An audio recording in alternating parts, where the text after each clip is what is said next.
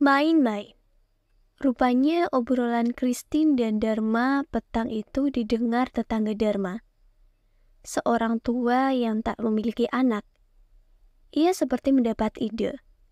Paginya, ia ajak seluruh teman-temannya, sesama orang tua termasuk orang tua Christine dan Dharma, untuk memainkan ayat tertulis, agar kehidupan jadi meriah.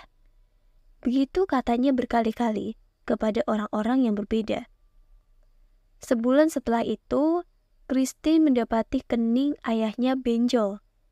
Dharma mendapatkan mata ibunya bengap, membiru. Rupanya, mereka habis kena pukul di suatu ajang permainan ayat-ayat tertulis. Malah, ayah Christine dan Bu Hori masuk instalasi gawat darurat sebuah rumah sakit.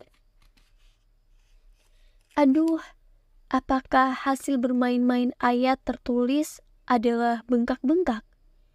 Bu Hori bertanya kepada Parwati. Ah, tidak juga. Christine nimbrung. Ayah Pangestu tidak bermain ayat tertulis. Pak Waskito itu bermain ayat tak tertulis. Dia bermain kelapa sawit. Kok juga babak belur? Ayah Kapitayan, Pak Markus, mainannya pasir. Remuk juga. Mereka rebutan lahan dengan sesama pengusaha ayat tak tertulis, yaitu pasir. Obrolan tak berlanjut. Lonceng sekolah berbunyi. Mereka cepat-cepat masuk kelas dan menyiapkan buku matematika. Anak-anak, kok wajah kalian rata-rata bersedih? Bu guru mengawali pelajarannya dengan pertanyaan. Orang tua kalian pada sakit ya? Kok pada bermuram durja? Tapi itu Samin. Kok tidak sedih? Kenapa? Bu guru menunjuk murid gemuk di sudut. Karena bokap saya tidak luka-luka, Bu. Loh, aneh. Ayah kamu tidak ikut main-main ayat tertulis? Ikut, Bu. Kok tidak ikut bonyok? Karena bokap saya main-main ayat tertulis sama anak-anak, Bu. Sama teman-teman saya di kuburan. Sedianya Bu Guru akan menjelaskan bahwa kalau begitu, Ayah Samin tidak bonyok karena mengolah ayat-ayat dengan rasa bermain. Ayah-ayah yang lain barangkali mengolahnya dengan rasa yang lain. Monyet Hanuman, ketika masih kanak-kanak, ketika masih diselimuti oleh rasa bermain-main, sekali melompat bisa mengelilingi bumi 7 kali. Itu kalau mujur. Kalau sedang tak mujur, sekali melompat bisa menabrak matahari. Tabrakannya dan berpusingnya itu ia tanggapi dengan ketawa ketiwi. Nah, ketika sudah dewasa, ketika ia berperang melawan para raksasa kerajaan Alenka, melompatnya tidak sehebat itu lagi. Dia sudah tak memiliki rasa bermain. Imajinasinya sudah terbatas. Namun, bel sekolah keburu berdatangan.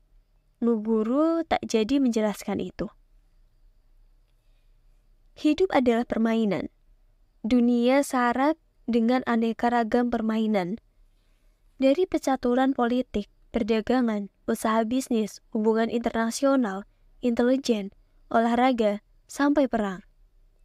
Dari tingkat sederhana seperti bermainan anak-anak, tingkat sedang seperti pada umumnya perlombaan olahraga dan persaingan usaha, hingga tingkat tinggi seperti pertarungan politik internasional dan siasat perang. Dalam setiap permainan terlepas dari jenis dan ragamnya, ada 3 spesifikasi yang membentuk karakter setiap permainan. Pertama, bahwa setiap pemain mempunyai tujuannya sendiri-sendiri, berbeda dan bahkan bertentangan dengan tujuan pemain lainnya. Kedua, bahwa setiap pemain dipaksa untuk bergerak pada poros yang seringkali tidak berkorelasi langsung dengan keuntungan atau kemenangan yang ditargetkan. Bahkan terkadang kemenangan yang dicapai malah berubah jadi kerugian fatal. Ini menegaskan adanya unsur spekulasi. Ketiga, bahwa yang diutamakan dalam permainan tidak hanya satu pihak, dan para pihak yang diuntungkan selalu berharap bahwa permainan tetap berkelanjutan. Berhubung dalam permainan dan persaingan dan perlombaan, maka untuk memenangkan diperlukan strategi dan taktik. Ini membutuhkan seperangkat keahlian, skill, dan kompetensi yang mampu mempelajari dan menyiapkan rencana mengungguli lawan atau pesaing. Dalam kaitan ini, tampak bahwa permainan bukanlah perbuatan sia-sia, melainkan usaha yang sungguh-sungguh. Karena Tuhan menjadikan hidup ini adalah permainan dan panggung sandiwara, maka setiap orang adalah pemain. Para pemangku kepentingan, otoritas keagamaan, disadari atau tidak adalah pemain.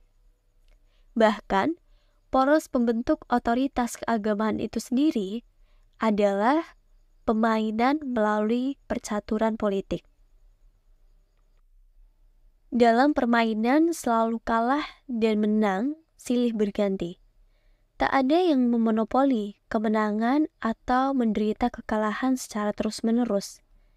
Terlepas dari percaya atau tidak akan intervensi Tuhan dalam kemenangan atau kekalahan, ada juga yang menyinggung keberuntungan terhadap pesan moral yang mungkin merupakan salah satu tujuan Tuhan menjadikan hidup sebagai permainan, yakni menjaga keseimbangan agar tidak bersombong ria jika menang dan tidak berputus asa jika kalah. Jika demikian halnya, maka otoritas keagamaan keliru jika melarang atau mengharamkan permainan. Kelemahan argumentasi yang diajukan oleh mereka yang melarang jenis permainan tertentu ataupun melarang permainan secara umum atas nama agama adalah asumsi bahwa permainan menjauhkan dari Tuhan. Asumsi ini muncul semata-mata karena memahami bahwa hubungan dengan Tuhan hanya dapat dibangun dengan ritual-ritual formal. Padahal Tuhan sendiri berharap dan selalu mengajak untuk terus berhubungan dengannya di setiap ruang dan waktu. Seperti halnya para juara olahraga membutuhkan ketajaman intuisi untuk memenangkan pertandingan. Para pengusaha pun sesungguhnya memenangi transaksinya dengan ketajaman intuisi, dan tidak bisa dipungkiri signifikasi intuisi bagi para pemimpin negara dalam memenangkan percaturan internasional. Salah satu episode paling dinamis dalam percaturan politik internasional di era Perang Dingin diceritakan pada tahun 1969. Dalam pergulatan tersebut, tampak betapa setiap pemimpin negara benar-benar diuji kemampuannya mengambil keputusan-keputusan strategis yang tepat pada saat dan kondisi yang tepat. Dunia internasional mengakui keunggulan Bung Karno dan Gamal Abdel Nasser dari Mesir dalam hal memainkan kartu non-blok.